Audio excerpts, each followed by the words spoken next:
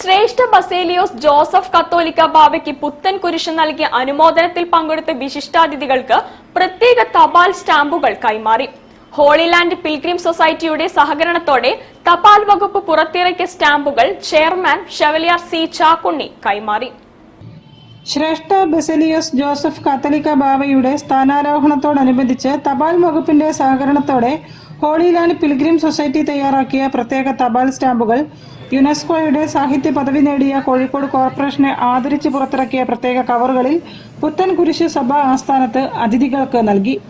ശ്രേഷ്ഠ കാത്തോലിക്ക ബാവയുടെ ലെബനോണിലും പുത്തൻ കുരിശിലും നടന്ന സ്ഥാനാരോഹണ അനുമോദന ചടങ്ങുകളിലും പങ്കെടുത്തവർക്ക് സ്റ്റാമ്പ് വിതരണം ചെയ്തു. സ്റ്റാമ്പുകളടങ്ങിയ ആദ്യ കവർ മംഗളം മാനേജിംഗ് എഡിറ്റർ സാജൻ വർഗീസ് സ്വീകരിച്ചു. ഉദ്ഘാടനം ചെയ്ത കേന്ദ്രമന്ത്രി ജോർജ് കുര്യൻ, സഭയിലെയും സഹോദരി സഭകളിലെയും ബിഷപ്പുമാർ, വൈദിക ശ്രേഷ്ഠർ, India Commonwealth trade commissioner doctor Varghese Moolan, സഭാ വർക്കിംഗ് കമ്മിറ്റി മേധാവികൾ എന്നിവർക്കും സ്റ്റാമ്പുകൾ വിതരണം ചെയ്തു. Holy land pilgrim society chairman chevalier C Chakkunni Mangalam managing editor Sajan വർഗീസിന് സ്റ്റാമ്പ് കൈമാറി.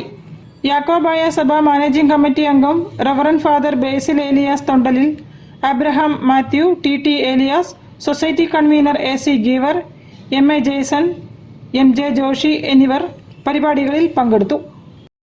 News bureau, Kozhikode. കായിക കേരളത്തിന്റെ കുതിപ്പും കിതപ്പും